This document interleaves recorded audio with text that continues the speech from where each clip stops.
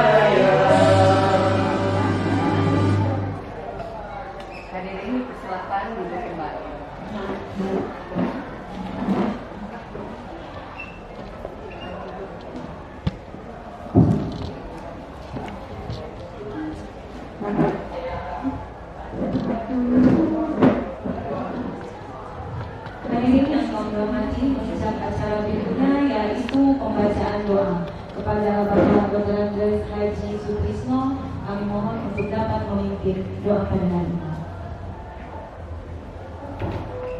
Assalamualaikum Assalamualaikum warahmatullahi wabarakatuh.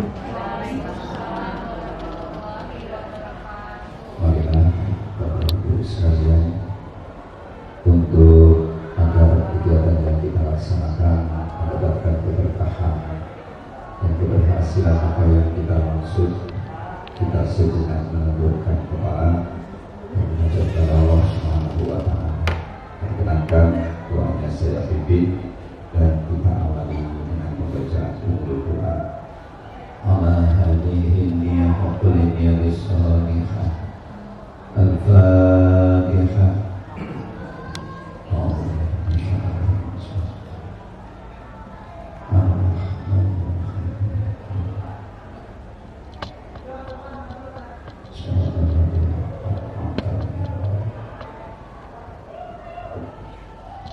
Bismillahirrahmanirrahim. Alhamdulillahi rabbil alamin. Hamdan syakir, hamdan hamidin, hamdan na'imin, hamdan yufi ni'amahu wa yukafi mazidah. Ya Rabbana wa ya ilahana, alhamdu ya ma'bud kama yanbaghi li jalalil karim wa 'azimi sultanik. Allahumma salli wa sallim wa barik ala sayyidina Muhammad wa ala alihi wa sahbihi ajma'in.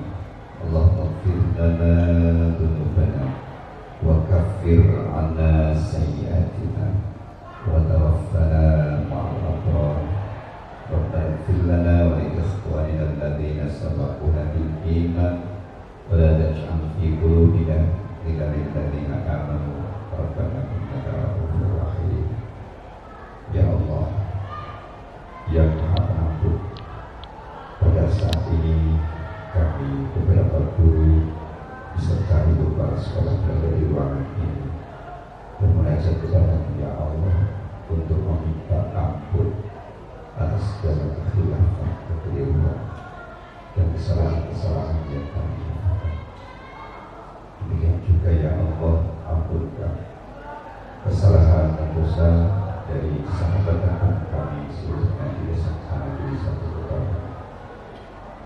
Allahumma rabbana awzina an nashkura ni'mataka allati an'amta 'alaina wa 'ala walidayna wa 'ala akhina wa aqatina fi hadzal madrasah sampai di satu kota. Ya Allah, Ya Allah, Ya Rahman, Ya Rahim, hamba berhajat kepadamu Ya Allah pada saat ini untuk meminta kekuatan, untuk meminta apa yang menjadi niat dan apa yang kami lakukan bisa membawa hasil yang baik, yaitu akan melaksanakan destinasi budaya positif yang insya Allah akan kami terapkan di masa kami satu tahun ini dalam rangka untuk mengubah kebiasaan-kebiasaan yang mungkin negatif, yang mungkin kurang baik di depan Ya Allah.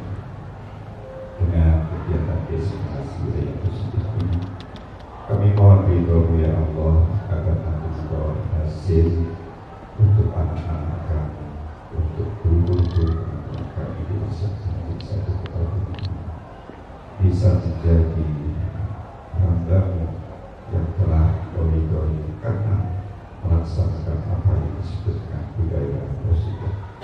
Budaya positif yang kami lakukan ini Ya Allah, mudah-mudahan Kau berkenan untuk diberikan nilai amal soleh yang nanti akan berguna bagi diri kami semua di hadapan di akhirat nanti.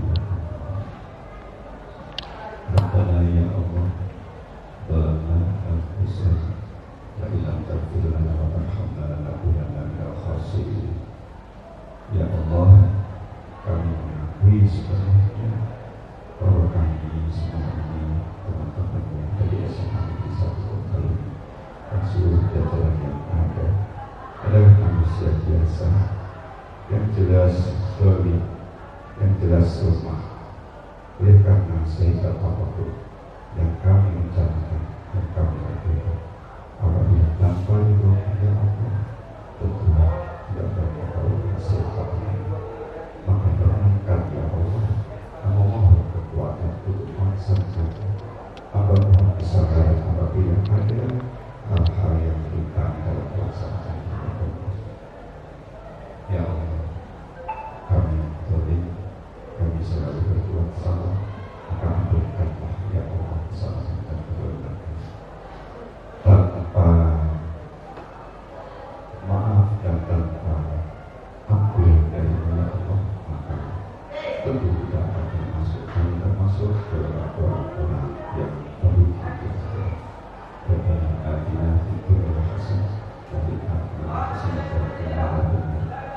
sallallahu ala khairil khalqi Muhammad wa ala alihi wa sahbihi wasallam. Walhamdulillahi rabbil alamin. Assalamualaikum warahmatullahi wabarakatuh.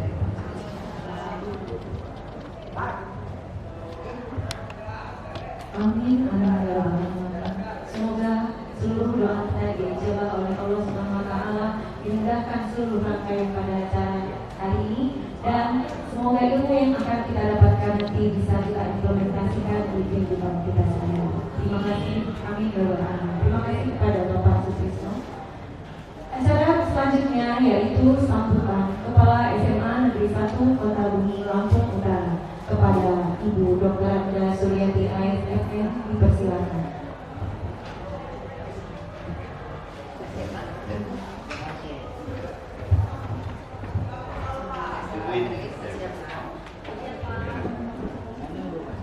Bismillahirrahmanirrahim. Assalamualaikum warahmatullahi wabarakatuh. Yang saya hormati Bapak Ibu yang hadir pada kesempatan ini dalam acara desiminasi budaya positif oleh teman kita Aang Mulyan Saesto sebagai calon guru penggerak angkatan 11 SMA 1 Kota Bumi. Yang pertama-tama mari kita sama-sama panjatkan bersyukur kehadirat Allah Subhanahu wa taala. Alhamdulillah kita semua pada pagi hari ini masih bisa berkumpul di sini dalam keadaan sangat walafiat. Salawat dan salam tidak lupa kita tunjukkan kepada Nabi Muhammad Sallallahu Alaihi Wasallam. Insyaallah kita semua akan selalu mendapat syafaatnya di yaumil akhir. Amin ya rabbal alamin. Bapak Ibu yang saya hormati, ini udah guru penggerak semua ya, serta Pak Aang selaku calon guru penggerak. Kebetulan Pak Aang ini sendirian di periode angkatan 11. Jadi apa-apa dia jalan sendiri, jalan kesini sendiri, desiminasi sendiri, apa-apa ya Pak Aang ya, sehingga menjadikan kita lebih mandiri dan dewasa. Tentunya hal-hal yang sangat positif di dalam semua kegiatan yang penggerak. Salah satunya adalah budaya positif, jadi menanamkan budaya positif kepada seluruh warga SMA 1 Kota Bumi, khususnya kepada siswa-siswi kita, adalah hal yang sangat penting tentunya ya, sangat penting. Dan saya melihat dari yang sudah dilakukan, saya lihat adalah salam sapa yang sudah berlangsung selama ini di SMA 1 Kota Bumi juga adalah bagian dari budaya positif ya. Oleh sebab itu kepada teman-teman semua jangan bosan untuk melanjutkan apa saja yang harus kita lakukan, harus kita desiminasikan kepada khususnya anak-anak dan kepada seluruh warga sekolah ya. Selain daripada seluruh salam sapa, kita juga sudah membudayakan setiap mulai mata pelajaran kita berdoa, dan mengakhiri mata pelajaran pun kita saling mendoakan. Itu merupakan salah satu contoh budaya positif yang sudah ditanamkan sebenarnya sejak dulu kala ya. Sejak zaman saya sekolah dulu itu ada doa sebelum belajar, karena saya sudah belajar, sebelum salam sapa pun sudah ada ya. Namun tentunya supaya budaya positif ini tidak hilang, maka perlu kita lestarikan dalam kehidupan kita sehari-hari, baik terhadap warga sekolah maupun warga lain di luar sekolah, terus ada orang tua kita atau keluarga kita, dan juga bagaimana caranya supaya budaya positif itu benar-benar tertanam dan kita lakukan secara kontinu ya. Jadi tidak hanya sekedar karena mau jadi guru penggerak saja, atau karena kita sedang lagi jadi guru penggerak saja, tapi tentunya hal-hal yang positif itu kita tanamkan dalam kehidupan kita sehari-hari, dari kapan kita lahir sampai kita meninggal kembali ya. Jadi dalam hal ini pada Bapak Ibu semua, pada kesempatan ini juga saya sangat bersyukur bisa bertemu kembali dengan Bapak Ibu ya, khususnya yang hari ini menghadiri kegiatan Pak Aang ya. Tentunya yang saya inginkan juga kepada Pak Aang setelah menjadi guru penggerak. Bagaimana dengan adanya budaya positif yang sudah tertanam dengan diri Pak Aang, itu bisa benar-benar didesimasikan kepada siswa atau ditularkan kepada siswa, diaplikasikan, ya. Jadi budaya yang sudah ada seperti tadi salam, senyum, sapa, berdoa dan sebagainya itu adalah salah satu dari karakter akhlak mulia, ya. Nah, lalu nanti budaya apa lagi yang perlu ditanamkan dari SMA 1 ini sehingga semua warga sekolah itu tahu bahwa ini salah satu budaya positif yang memang harus terus kita tingkatkan. Salah satunya lagi yang saya lihat sudah tertanam di sini setiap hari Jumat itu adalah berbahasa daerah atau berbahasa Lampung. Nah, itu saya lihat nggak semua guru dan nggak semua siswa itu menjalankan atau tidak begitu tertanam gitu, kurang, belum. Oleh sebab itu adalah tugas dari Bapak Ibu semua, khususnya Aang, ya. Terus bagaimana caranya anak-anak di sini bisa terus berbahasa atau berbudaya daerah. Karena Bapak Ibu sendiri saya lihat berasal dari berbagai suku bangsa, namun karena Bapak Ibu itu tinggalnya di Lampung, maka harus berbudaya daerah Lampung, wajib itu, ya. Bukan kita meninggalkan suku bangsa kita, bukan, tapi pada posisi adat istiadat silakan dalam misalnya pernikahan dan lain sebagainya, silakan Bapak Ibu pakai budaya Bapak Ibu semua. Tapi pada saat Bapak Ibu berada di lingkungan formal, itu kita harus menanamkan budaya Lampung, Lampung, karena kita di daerah Lampung. Ya, salah satu contohnya kita menguasai bahasa Lampung, ya Bapak Ibu. Menguasai, memahami adat budaya Lampung, ya. Yang saya lihat di sini sudah tertanam pada P5, yaitu pada kegiatan apa namanya, manjau, ya. Manjau apa namanya kemarin? Berbudaya, cuakan. Nah, itu. Jadi Bapak Ibu, saya kira yang bukan orang Lampung udah ngerti kalau cuakan itu manggil makan gitu ya. Biasanya itu pada saat bisa pesta pernikahan, bisa sunatan, bisa akikah, bisa juga acara apalah, apa saja yang kita manggil orang makan rame-rame itu dalam rangka bisa juga syukuran dan sebagainya, namanya cuakan. Tapi kalau cuakan yang artinya adalah betul-betul cuakan itu pada saat posisi begawi. Kalau begawi itu kita ada waktunya menghadiri pernikahan anak kita atau ponakan kita, itu biasanya kita di cuakan, ya. Coba misalnya manjau ke anak saya menikah yang perempuan. Nah, dari pihak keluarga laki-laki itu manjau ke sana namanya cuakan. Jadi datangnya itu nggak hanya datang begitu aja, tapi juga membawa sesan, ya. Jadi kalau kita cuakan itu kita bawa sesan, mulai dari copek sampai ke yang paling besar itu dibawa semua biasanya. Kalau zaman dulu, ya, cuakan itu nggak datang aja, nggak datang terus makan, enggak. Dia bawa mie balak, juada balak, bawa sesan. Sesan pun bisa mulai dari rumah, mobil, motor, tuntas sampai ke alat rumah tangga. Tergantung dari tingkat ekonomi orang tua yang perempuan. Kalau orang tua yang perempuan mungkin ekonominya ke atas, dia bisa sesan rumah, sesan mobil, sesan motor, sesan semuanya. Ya. Kalau sekarang udah disimpel, ya. Jadi udah agak kurang gitu. Kecuali kalau di kampung-kampung, kalau di kampung masih pakai itu. Kalau di kota ini ya udah dalam bentuk rekening atau logam mulia. Jadi misalnya mobilnya berapa dihitung, 200 juta, motornya berapa, 12 juta, alat rumah tangga semuanya berapa, misalnya 50 juta, udah diuangin aja, diuangin atau dibankin gitu, rekening. Kalau orang yang di kota ya, yang kayak Lampung atau Muni misalnya anaknya mau ke Jakarta, ngapain mau barang banyak-banyak? Nanti kan anaknya itu ke Jakarta, bawaannya main atau mas tadi itu dijual terus beli lagi gitu. Di sana belinya di rumahnya di sana. Kalau rumah di kampung enggak, misalnya anak kampung ya, dari kampung Bumi aku mau ke kampung Surakarta ya, udah bawa aja orang semua itu. Itu malah lebih heboh, apalagi kalau sama-sama orang kaya di kampung ya. Bawa mobil, bawa motor, bawa semuanya, pakaian kita yang manjau itu luar biasa bagus-bagus ya. Pokoknya kalau mas tuh gede-gede, kan mas bener enggak boleh kita pakai yang besar-besar. Nah, budaya kita di Lampung itu namanya megah. Ya makanya namanya megah itu megah itu ya. Orang memang orang Lampung ini bermegah-megah.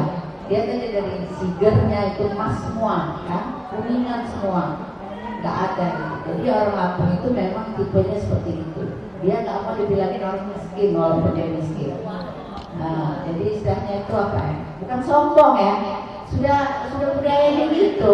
Kita udah tahu kalau dia itu pakai uang sepuhan atau gimana sih beli apa gitu. Tapi pede.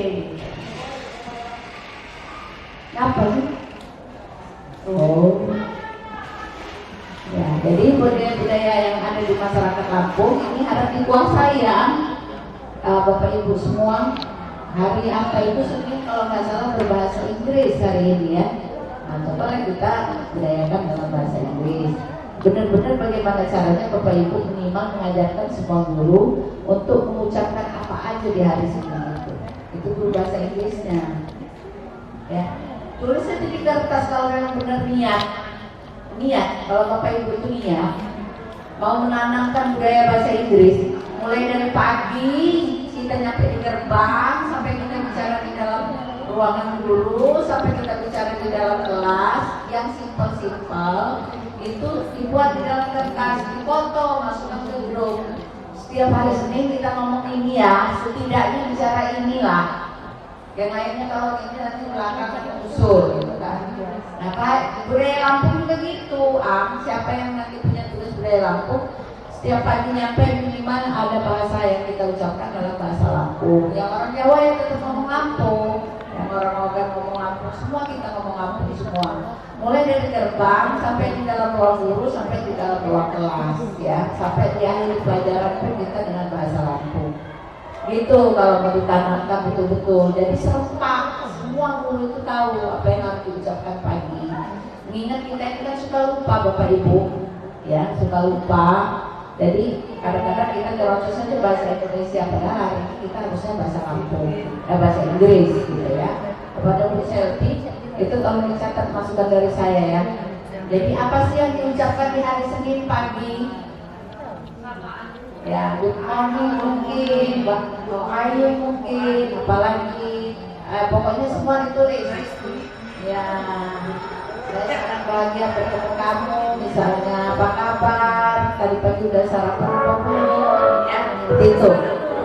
Ya, itu ditanamkannya supaya kita ada gunanya resignasi ya pertemuan ini. Lalu Bapak Ibu sekalian, kepada seluruh wali kelas, kalau ada yang di sini wali kelas, baik yang wali kelas 10, 11, dan 12. Pertama saya mengucapkan terima kasih. Kalau kemarin dari wali kelasnya sudah sukses, kelas 10, 11-nya atau kelas berapa nih?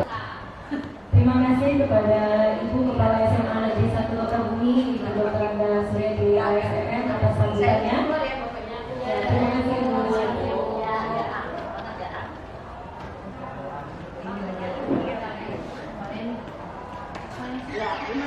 Baik Bapak Ibu hadirin sekalian, tiba kita di acara inti yaitu diseminasi budaya positif yang akan disampaikan langsung oleh calon guru penggerak angkatan 11 dari SMA Negeri 1 Lokabumi, Bapak Aang Mulyasa Eko.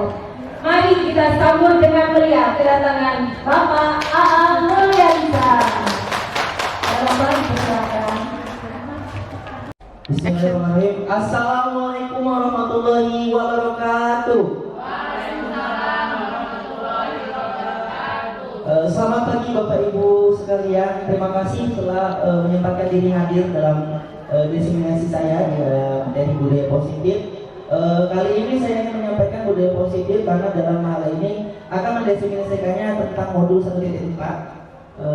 Sebelumnya gimana, masih semangat Bapak Ibu? Tapi kok kayaknya kurang semangat ya. Kalau gitu saya pengen kita ada tepuk semangat nih. Tepuk semangat ya. Kita bisa bangun dulu ya Bapak Ibu ya. Bisa nggak tepuk semangat? Tepuk semangatnya agak beda mungkin ini ya. Tepuk semangat. Dan ding ding ding.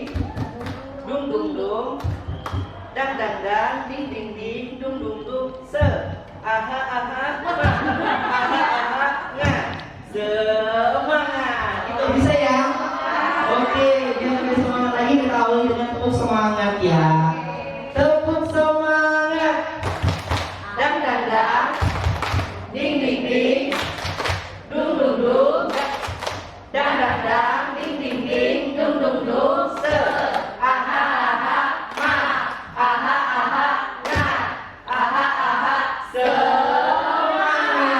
Oke, terima kasih. Terima kasih Bapak-Ibu, kita biar semangat sedikit ya. Dalam hal ini saya akan mendefinisikan budaya positif. Saya Aang Mulyansyah, calon guru penggerak angkatan 11 SMA Negeri 1 Kota Bumi. Apa sih budaya positif itu ya? Jadi Bapak Ibu, untuk bahas budaya positif adalah nilai-nilai, keyakinan dan kebiasaan-kebiasaan di sekolah yang berpihak kepada murid. Jadi hal ini dapat dilakukan agar murid dapat berkembang menjadi pribadi yang kritis, penuh hormat dan bertanggung jawab. Lalu budaya positifnya juga perlu diimplementasikan di sekolah karena bisa menumbuhkan karakter disiplin, menjadi pribadi yang bertanggung jawab, kritis dan penuh hormat. Hal ini tentu saja seperti salah satu profil pelajar Pancasila ya Bapak Ibu ya.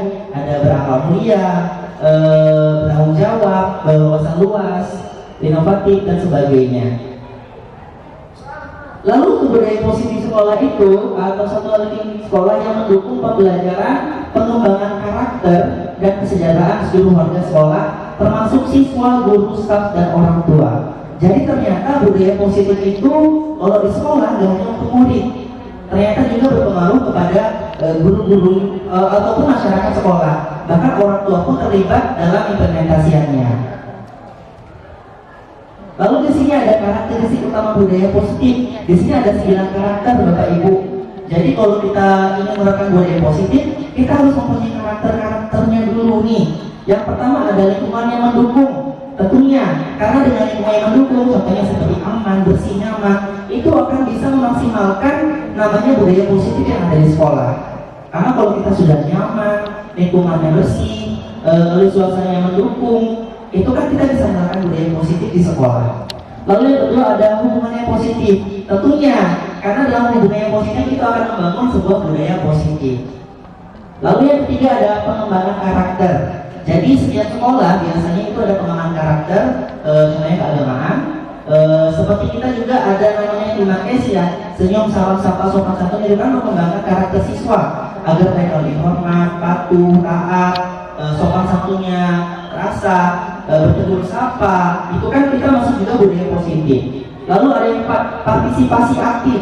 Di sini maksudnya partisipasi aktif adalah bagaimana caranya kita membuat murid-murid bahkan seluruh warga masyarakat yang ada di sekolah ini berpartisipasi aktif dalam segala hal. Contohnya seperti ini ya Bapak Ibu, saya mendefinisikan budaya positif dan Bapak Ibu semuanya berkenan untuk datang untuk berpartisipasi dalam diseminasi saya. Ini juga salah satu bentuknya. Lalu yang kelima ada pembelajaran yang menyenangkan dan bermakna. Ini sebenarnya ujungnya adalah pembelajaran yang berpihak kepada murid. Karena dengan kita membuat pembelajaran yang menyenangkan, tentunya nanti murid akan merasa senang dalam pembelajaran kita dan tidak bosan. Karena hal ini perlu kita lakukan sebagai tenaga pendidik. Kita tugasnya sebagai penuntun, menuntun mereka, mengarahkan mereka ke jalan yang memang benar-benar harus mereka lakukan. Karena kalau kita tidak menuntun mereka takutnya akan salah jalan. Itulah tugas kita sebagai pendidik. Lalu yang keenam ada dukungan emosional dan sosial. Tentunya hal ini juga perlu kita lakukan. Apalagi kita melihat banyak sekali ragam suku bangsa yang ada di sekolah kita. Kita harus memahami dukungan emosionalnya seperti apa dan lingkungan sosialnya seperti apa. Dukungan emosionalnya seperti kita bisa dalam ini curhat ya Bapak Ibu atau gimana kita pokoknya kita bisa mendukung emosional dari seluruh warga sekolah. Contohnya kita mendengar 10 pesan dari teman sejawat ataupun dari peserta didik, atau mereka lagi ada kesulitan dalam pembelajaran, kita harus bisa mencerahkannya, kita harus bisa membantunya. Lalu yang ke 8 ada pengakuan dan penghargaan. pengakuan dan penghargaan ini sebenarnya salah satu karakter yang ada di budaya positif yang memang harus kita implementasikan juga. Di sini pengakuan, kalau kita sudah ada pengakuan, pasti kita harus ada namanya pengembangan diri lagi. Lalu ada penghargaan. Biasanya walaupun penghargaan ini adalah bonusnya ya Bapak Ibu dalam budaya positif, karena bonus dari penghargaan ini nggak mesti kita dapatkan langsung. Bisa jadi penghargaan ini kita dapatkan dengan kehidupan kita kesehariannya. Contohnya dengan kita menerapkan budaya positif di sekolah, kita bisa menjadikan sekolah ini lebih baik lagi daripada sebelumnya. Di sini topik pembahasan yang ada beberapa. Yang pertama disiplin positif dan nilai-nilai kebijakan universal. Itu pembahasan yang pertama. Lalu ada teori motivasi, hukum dan penghargaan serta restitusi. Lalu ada keyakinan kelas, kebutuhan dasar manusia dan dunia berkualitas, 5 posisi kontrol, dan juga yang terakhir ada segitiga restitusi. Jadi ada beberapa hal yang akan kita bahas dalam diseminasi kali ini terkait dengan yang ada di depan untuk saya diseminasikan. Di sini disiplin positif dan nilai kebijakan universal itu salah satu hal yang terkait dalam disiplin positif. Disiplin itu berasal dari kata Latin atau disiplina, yang artinya belajar. Lalu makna berasal dari kata ini berkonotasi dengan disiplin dari murid-murid Scotter dan Plato. Ini dari ininya ya, apa namanya, kata-kata ini saya ambil dari ahlinya ya. Lalu disiplin ini membuat orang menggali potensinya menjadi sebuah tujuan yang dia hargai. Jadi dia ini ngambil disiplin positif ini pengen dapat penghargaan gitu. Namun dalam budaya kita makna kata disiplin telah berubah arti. Kalau memang ini kan biasanya ada penerapan dari luar ya bahasanya ya. Jadi dalam penerapan kita makna disiplin itu berubah arti menjadi sesuatu yang dilakukan seorang pada orang lain untuk mendapatkan kepatuhan. Itu biasanya yang kita awal-awal sebelum kita mengetahui disiplin positif. Lalu kecenderungannya umum adalah menghubungkan kata disiplin dengan ketidaknyamanan, bukan dengan apa yang kita hargai atau dicapai suatu tujuan mulia. Jadi itu biasanya kalau disiplin seperti itu dia hanya ingin mendapat pencapaian saja, tidak berkembang dari dirinya sendiri. Lalu di sini ada kesimpulannya, disiplin positif itu merupakan pendekatan pengelolaan perilaku siswa yang fokus pada penguatan perilaku positif melalui penghargaan dan pengakuan daripada hukuman atau sanksi yang bersifat negatif. Jadi disiplin positif ini Bapak Ibu ternyata hal yang memang positif kita lakukan. Jadi dia itu melakukannya tanpa ada rasa takut. Biasanya kalau ada peserta didik atau murid, kita lah contohnya. Biasanya kalau kita disiplin itu biasanya karena ada sesuatu hukuman biasanya. Tapi dalam disiplin positif ini enggak. Mereka melakukan disiplin positif karena memang ingin mengembangkan diri menjadi lebih baik lagi. Lalu di sini ada disiplin positif. Jadi ada beberapa teori kontrol atau teori pilihan dari Dr. William Glasser. Di sini ada tidak bisa mengontrol orang lain, itu ada artinya Anda hanya bisa mengontrol diri Anda. Jadi dalam disiplin positif itu kita yang memegang kontrol penuh dalam mengambil sebuah keputusan, tidak terpengaruh orang lain. Makanya itu namanya disiplin positif. Karena kalau kita masih terpengaruh dari orang lain, itu kita tidak namanya bukan disiplin positif ya. Karena kalau kita masih dipengaruhi orang lain, itu bukan disiplin positif. Lalu semua perilaku memiliki tujuan. Tentunya dalam semua perilaku dalam disiplin positif itu mempunyai tujuan. Lalu modal berpikir menang-menang, kolaborasi dan konsekuensi menciptakan pilihan-pilihan baru. Di sini adalah model berpikir menang-menang. Itu maksudnya kalau kita memikirkan dalam budaya positif itu kita harus bisa dan bisa. Lalu kalau ini kolaborasi dan konsentrasi menciptakan pilihan-pilihan baru. Biasanya dalam disiplin positif apabila kita ingin memberikan peraturan baru atau apa, itu bisa ada konsekuensi baru yang muncul. Lalu ada realita kebutuhan kita berbeda. Kita berusaha memahami pandangan orang lain tentang dunia. Setiap orang memiliki gambaran berbeda.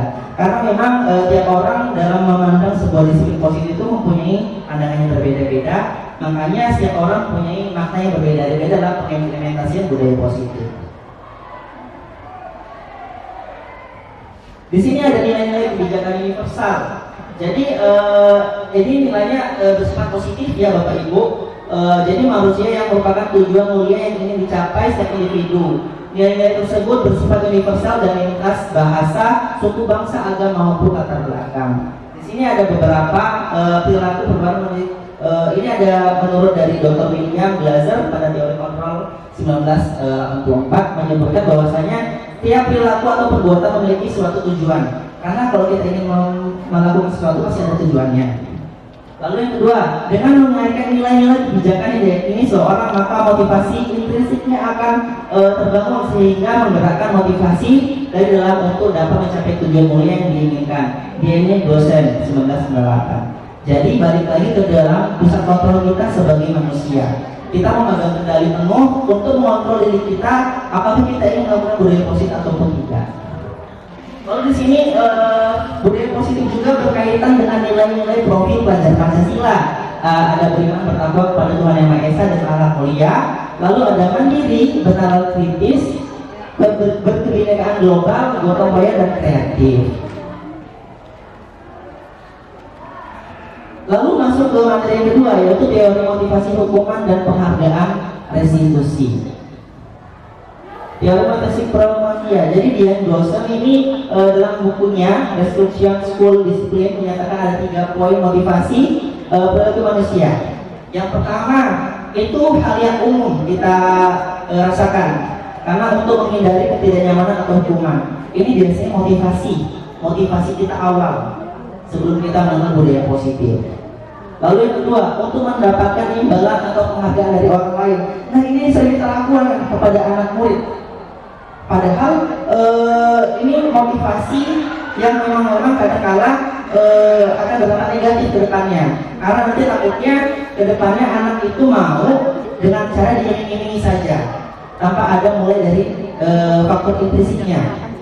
Lalu yang ketiga, untuk menjadi orang yang mereka inginkan, menghargai diri sendiri dengan nilai-nilai yang mereka percaya. Nah, untuk yang poin ketiga, ini sangat perlu kita implementasikan baik kepada diri kita sendiri ataupun orang lain.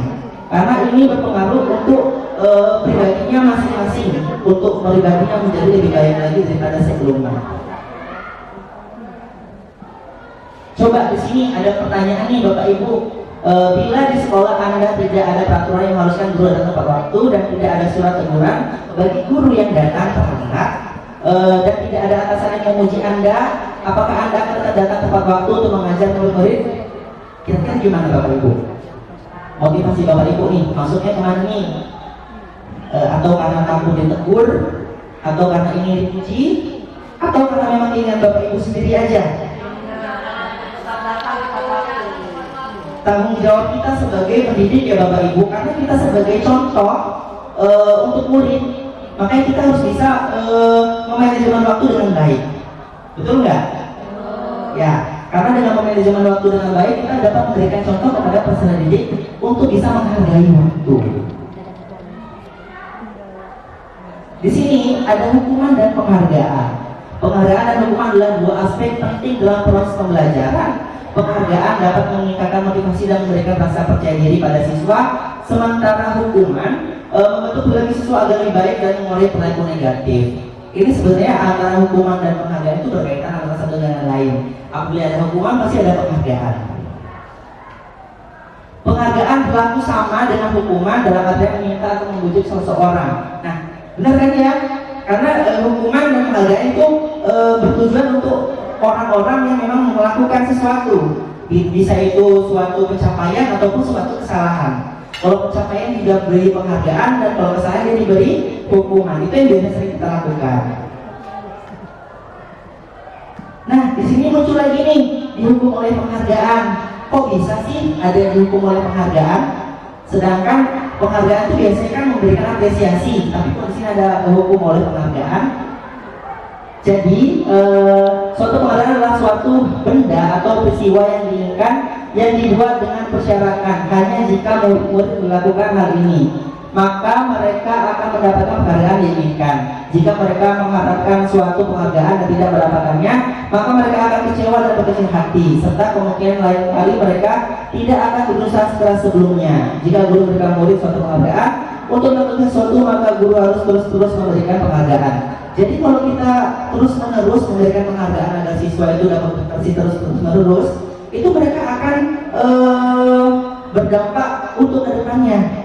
Karena kalau dengan kita seperti itu, berarti kita memberikan motivasi siswa itu agar dapat lagi dari kita. Nah, itu bisa jadi hukuman juga dari mereka kalau mereka tidak bisa mencapai suatu pencapaiannya. Itu kan mereka akan gagal. Jadi mereka tidak akan mendapatkan apresiasi dari kita. Nah, itulah yang perlu kita pahami ya Bapak Ibu ya. Lalu di sini muncul konsekuensi.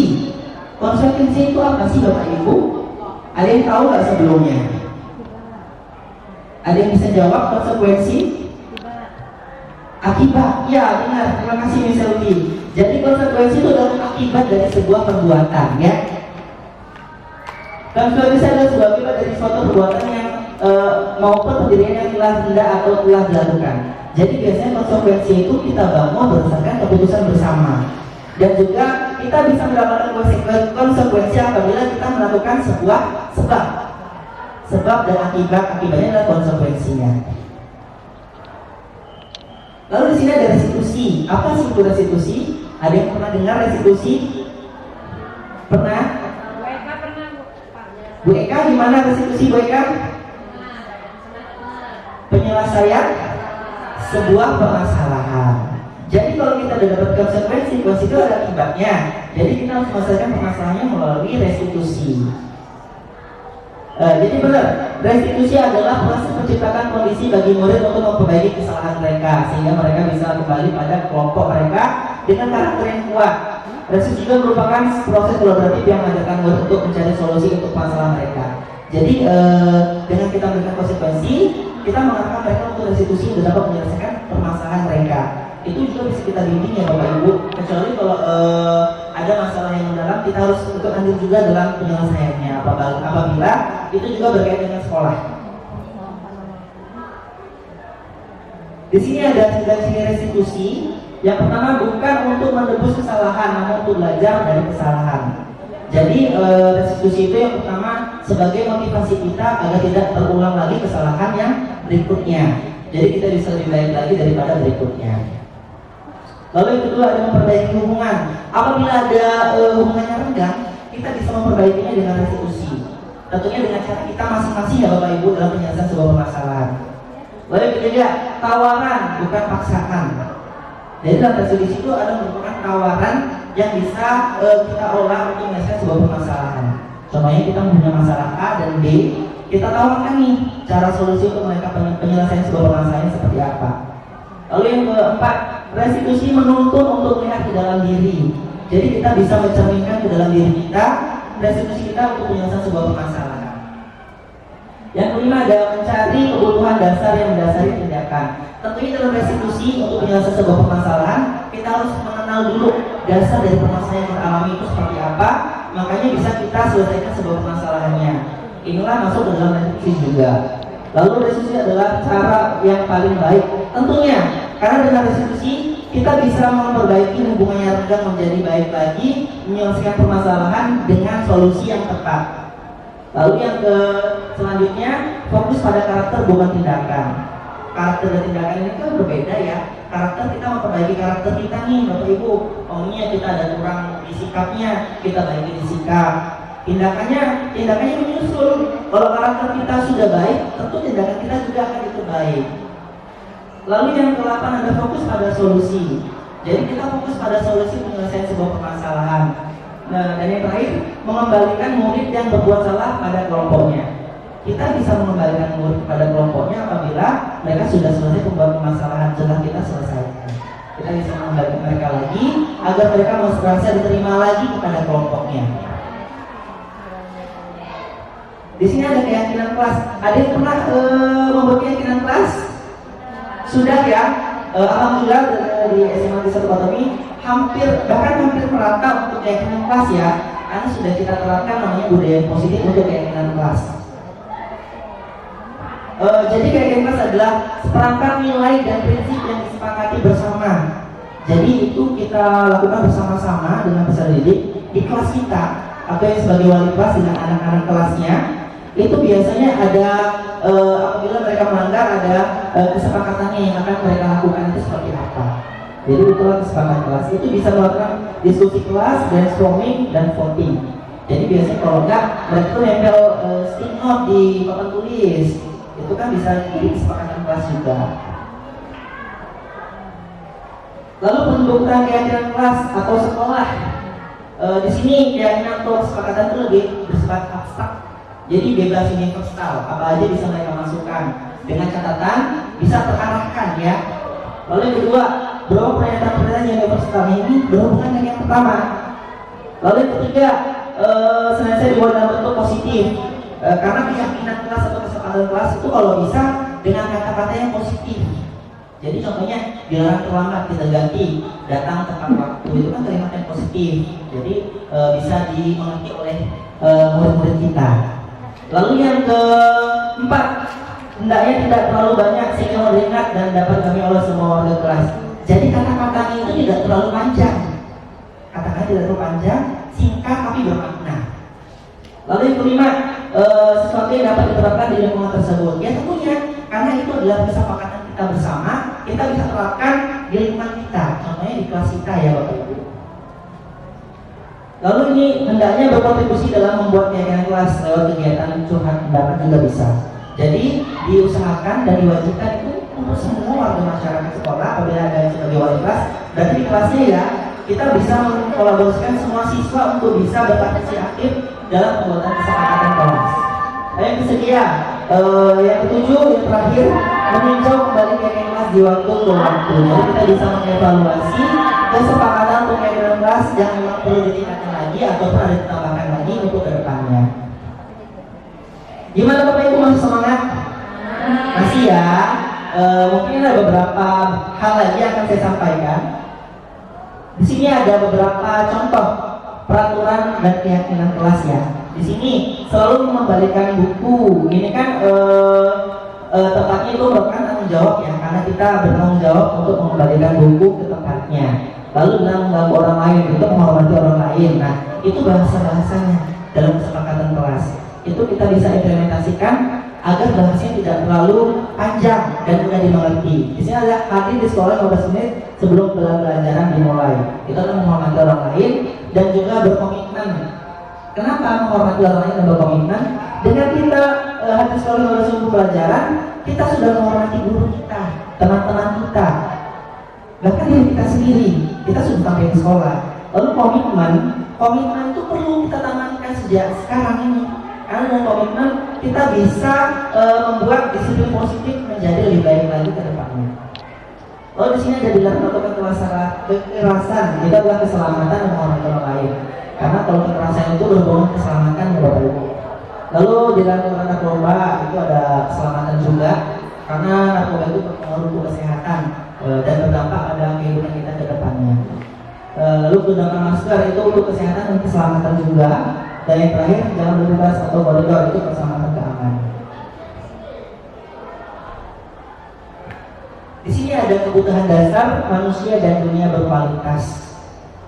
Jadi dalam ini ada beberapa hal yang perlu kita penuhi dalam kebutuhan dasar manusia dan untuk dunia berkualitas. Di sini ada bertahan hidup, itu tentunya yang pertama.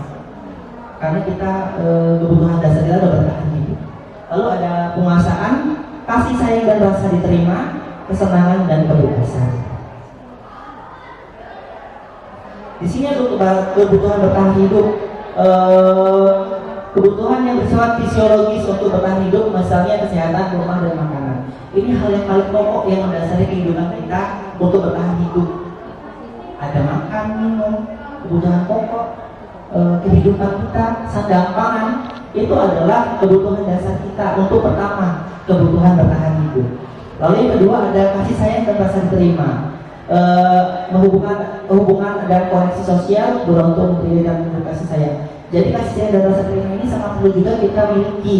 Karena dengan kita dikasih sayangi dan rasa diterima, kita akan merasa menjadi orang yang mempunyai nilai. Karena kalau kita tidak merasa tidak ada kasih sayang dan tidak rasa diterima, kita akan minder. Minder dalam halnya kita tidak mau berinteraksi dengan orang-orang, mengurung diri, tidak mau bersosialisasi. Makanya kita perlu kasih sayang dan rasa diterima. Lalu yang ketiga ada penguasaan. Di sini berhubungan untuk mencapai sesuatu, menjadi kompeten, menjadi terampil, diakui atas prestasinya. Jadi penguasaan ini bisa masuk ke dalam beberapa hal.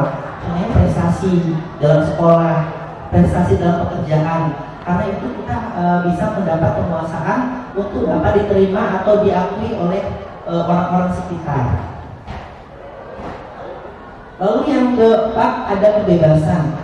Kebebasan untuk kemandirian, otonomi, memiliki pilihan atau mengendalikan arah hidup seseorang. Jadi kita mempunyai kebebasan mengendalikan diri kita, mengarahkan diri kita, baik itu mau ke negatif atau mau ke positif. Jadi tapi dalam disiplin yang positif, kita harus bisa membawa diri kita ke arah yang positif, karena ini akan berpengaruh pada pilihan hidup kita. Kalau kita pilihnya kayak negatif, tentunya akan berdampak buruk bagi kehidupan kita. Kalau kita ke arah yang positif, tentunya akan berdampak baik pada hidup kita. Lalu yang terakhir ada kesenangan. Jadi kesenangan ini perlu juga kita miliki untuk kebutuhan dasar manusia. Karena dengan bersenang-senang kita bisa merealisasikan pikiran kita dalam kehidupan sehari-hari. Di sini contohnya bermain dan tertawa. Ini kan kalau kita lakukan itu kan bisa menghilangkan stres ya Bapak Ibu. Lalu yang selanjutnya adalah posisi kontrol. Di sini 5 posisi kontrol itu dapat kita gunakan untuk kita sebagai guru mengontrol diri. Bisa kita aplikasikan juga untuk peserta didik. Jadi dia Gosen dalam bukunya Restitution Restructuring Control Discipline 1998 mengungkapkan bahwa guru perlu meninjau kembali penerapan positif di dalam ruang-ruang kelas mereka selama ini. Apakah telah efektif atau belum? Apakah berpusat atau kemerdekaan dan mendalilkan murid bagaimana dan mengapa? Jadi di sini kita harus bisa memahami sudah terrealisasi belum nih, sudah berpihak pada murid belum disiplin positifnya. Kalau belum, kenapa? Kita cari solusinya. Lalu serangkaian riset dan berdasarkan pada teori kontrol Dr. William Gleason berkesimpulan ada 5 posisi kontrol yang dilakukan seorang guru atau orang tua ataupun atasan dalam melakukan kontrol. Jadi kita hanya mempunyai 6 posisi kontrol untuk mengontrol. Posisi kontrol juga perlu dalam kita implementasikan. Yang pertama ada penghukum. Penghukum ini biasanya ada nada-nadanya biasanya. Nada menyalahkan biasanya penghukum. Lalu pembuat rasa bersalah. Pembuat rasa bersalah ini biasanya kayak kita ada kata-kata walaupun kita nggak teriak, tapi itu membuat murid merasa mereka itu orang paling salah di dunia. Makanya itu nggak boleh ya. Lalu ada lagi teman sebenarnya bagus juga untuk kita sebagai posisi kontrol. Cuma kita harus ada jarak juga dengan murid. Karena kalau kita sebagai teman dekat dengan murid, itu kita akan melupakan posisi kita sebagai guru. Lalu yang terakhir ada pemantau, jadi hanya memantau saja. Yang terakhir ada manajer. Di sini ada penghukum ya, bisa menggunakan hukuman fisik yang seperti saya tadi bilang. Orang-orang yang menggunakan posisi penghukum biasanya mengatakan bahwa sekolah memerlukan sistem atau orang yang dapat lebih menekankan murid lebih dalam lagi. Jadi biasanya dalam penghukum ini mereka hanya bisa menyalahkan murid atas kesalahan yang berbuat tanpa memberikan solusi. Itu posisi kontrol yang pertama. Tentunya kita sebagai guru tidak boleh seperti itu ya Bapak Ibu ya. Karena kalau kita hanya menyalahkan saja, kita nggak bisa membuat karakter anak itu menjadi lebih bagus lagi. Makanya anak itu akan merasa bersalah nih, membuat rasa bersalah. Setelah kita menyalahkan anak-anak, anak itu akan merasa bersalah. Nah, hukuman kan? Jadi kita sebisa mungkin jangan ada 2 karakter ini, karena yang membuat merasa bersalah ini malah akan berdampak lebih lanjut lagi kepada psikologi siswa atau murid. Karena akan mereka merasa sendiri, diasingkan, kecewa terus kan, karena masalah terus. Lalu yang keempat ada teman, tidak akan menyakiti murid, namun akan tetap berupaya mengontrol murid melalui persuasi. Posisi teman ada guru bisa negatif atau positif. Yang saya bilang tadi, bisa positif, bisa negatif. Positif apabila kita tetap menjaga jarak walaupun kita sebagai teman murid. Tapi kalau kita tidak bisa menjaga jarak juga dengan murid walaupun kita sebagai temannya, itu akan berefek negatif pada kedepannya dan membangun rasa yang tidak karakternya kurang, contohnya kurang sopan biasanya. Apabila kita sudah dekat dengan murid dan kita menganggap sebagai teman, biasanya murid akan merasa, ah itu kan Pak Ang gitu kan, santai aja lah gitu kan kita teman gitu. Itu kan nggak boleh juga kan, makanya sebisa mungkin jangan juga kita menjadi posisi kontrol di teman, tapi kita juga harus mempertimbangkan jarak antara kita dengan murid, karena kita mempunyai jarak yang memang sangat signifikan ya Bapak Ibu antara murid dan guru. Guru tugasnya menuntun, murid tugasnya dituntun, itu kan beda. Kecuali kalau kita posisi sama dengan rekan sejawat nih, nah itu kita perlu terapkan posisi kontrol yang teman. Lalu yang kelima, yang keempat ada memantau, berarti mengawasi saat kita bertanggung jawab atas perilaku orang yang kita awasi berdasarkan pada peraturan dan konsekuensi dengan menggunakan konsep sebagai seorang yang dalam posisi pemantau. Jadi pemantau juga ini agak kurang sebenarnya, karena kita hanya memantau dalam artian cuma melihat saja dari jauh. Apabila mereka melakukan kesalahan, kita langsung mengeksekusi dengan kesalahan yang kita berikan konsekuensinya. Dan yang terakhir, manajer. Jadi posisi ini adalah guru berbuat sesuatu bersama dengan murid, mempersilahkan murid mempertanggungjawabkan perilakunya bagi murid. Jadi kita bisa menyelesaikan sebuah permasalahan pada saat di posisi manajer. Sebagai seorang guru, kita bisa mempersilahkan murid untuk mencari latar belakang permasalahan yang mereka latar belakang kesalahan mereka yang mereka alami, lalu mereka juga suruh mencari solusinya dan mempertanggungjawabkan apa yang mereka perbuat. Inilah yang cocok sebenarnya untuk posisi kontrol kita sebagai guru, yaitu manajer. Karena untuk yang posisi manajer ini sangat complicated sekali dengan kehidupan sehari-hari yang bisa kita terapkan. Lalu yang terakhir ada segitiga restitusi. Segitiga restitusi juga bisa kita gunakan untuk disiplin positif. Di sini ada beberapa hal di segitiga restitusi. Bentuknya segitiga, makanya dibilang segitiga restitusi. Dia di pondasinya itu ada namanya menstabilkan identitas. Lalu kanannya ada menanyakan keyakinan, dan kiri ada validasi tindakan yang salah. Itu namanya segitiga restitusi. Jadi mereka itu terkait antara satu dengan yang lainnya. Di sini menstabilkan identitas maksudnya adalah untuk mengubah identitas anak dari orang yang gagal karena melakukan kesalahan menjadi orang yang sukses. Jadi menstabilkan identitas, kita menstabilkan emosional mereka, psikologis mereka. Karena mereka apabila melakukan kesalahan, biasanya mereka merasa bersalah terus menerus, dan itu ditanamkan pada diri mereka. Oleh karena itu kita wajib bisa menstabilkan emosi mereka. Di sini ada beberapa kata-kata, maka kita harus meyakini si anak. Di sini ada beberapa kata-katanya. Contohnya, berbuat salah itu tidak apa-apa. Karena memang kita sebagai manusia pasti akan berbuat salah. Karena itu memang sudah kodrat alami kita berbuat salah. Tergantung bagaimana cara kita, sikap kita untuk mengatasinya. Lalu yang kedua, tidak ada manusia yang sempurna. Benar, tidak ada manusia yang sempurna. Karena kesempurnaan yang milik Allah Subhanahu wa Ta'ala. Lalu yang ketiga, saya juga pernah melakukan kesalahan seperti itu. Nah, kata-kata seperti ini adalah yang bisa menstabilkan emosi siswa. Emosi psikologi siswa itu bisa kita stabilkan dengan kata-kata penstabil identitas, agar mereka bisa menjadi tenang, fokus kembali, dan bisa merasa diterima kembali. Mungkin yang lainnya juga bisa kita terapkan, kata-kata yang Bapak Ibu ada di depan ya. Lalu yang kedua, ada validasi tindakan yang salah.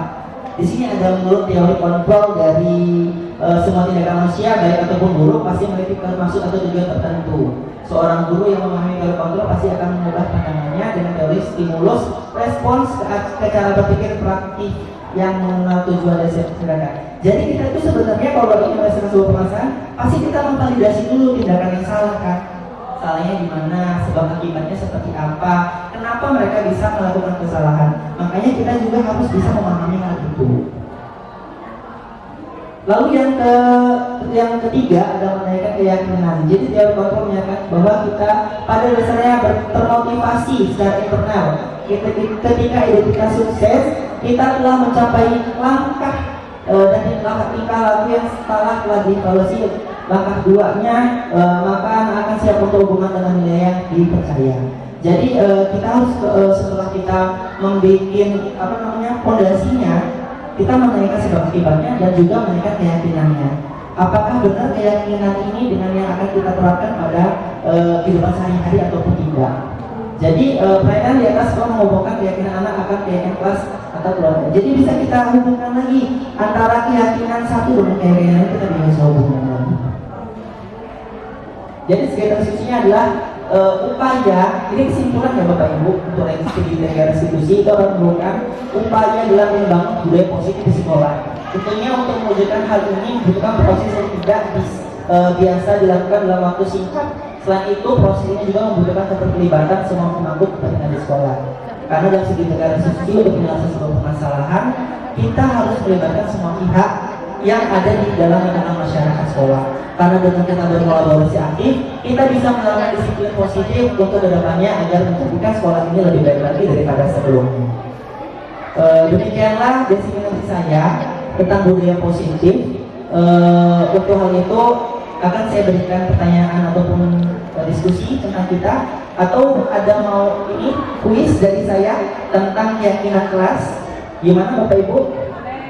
Kuis ya? Mungkin nanti saya berikan kuis dari Quizizz ya.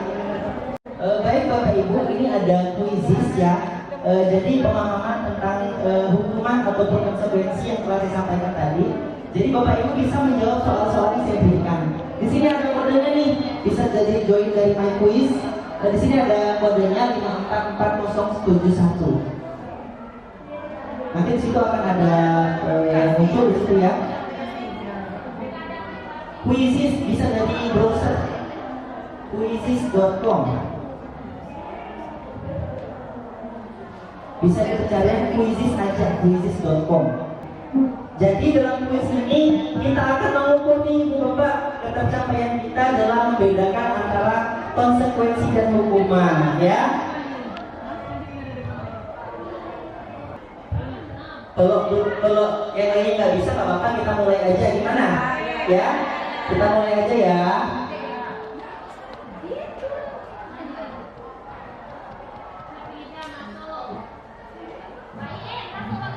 Sudah? Ya, sudah ya. Mulai ya. Oke, dimulai ya. Soalnya di layar Bapak Ibu ya.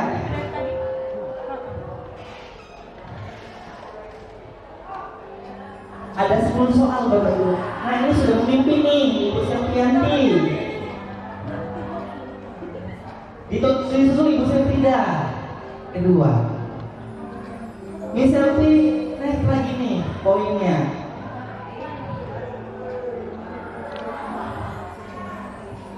Dikejar Ibu Septida nih. Yang ketiga ada Bu Mariana. Disusul Bu Eka, salib lagi.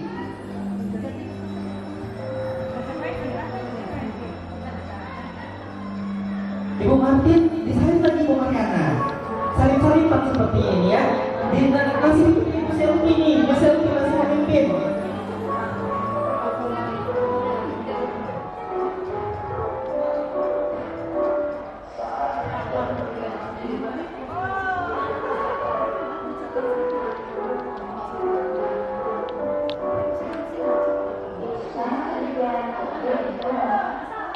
Masih Miss Selvi yang memimpin ya.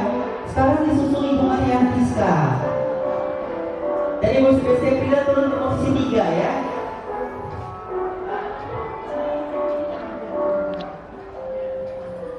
Miss Selvi masih memimpin. Nggak bisa edit ya, coba. Tidak bisa.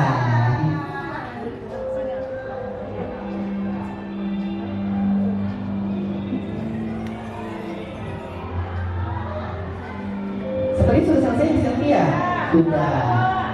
Ini bisa Bu Mariana bisa nyusul nih kalau bisa nih. Bu Septida di posisi 3 masih nih.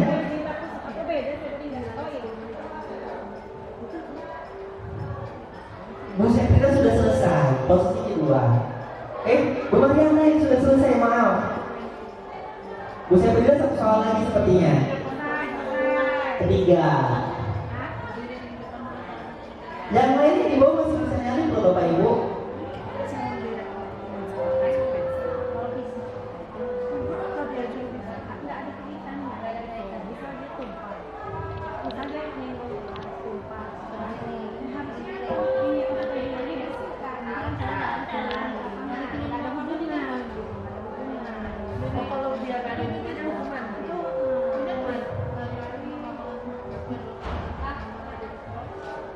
Sudah? Berarti PJOK tadi itu konsekuensi masalah dia. Jalan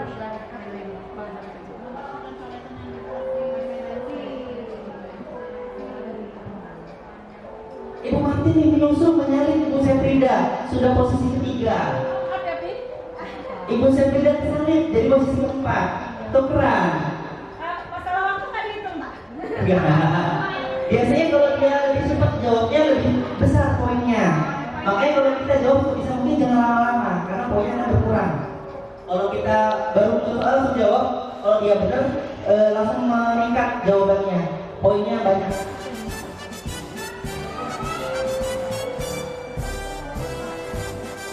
Oke, sudah? Sudah ya, terima kasih atas partisipasinya Bapak Ibu.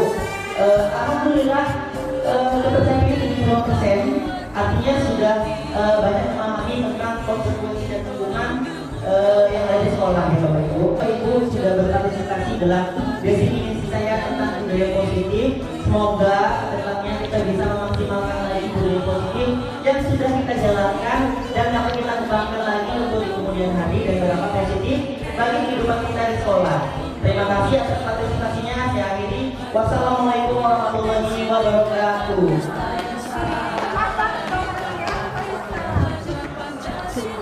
Baik, terima kasih kepada Bapak. Kita berikan tepuk tangan dulu.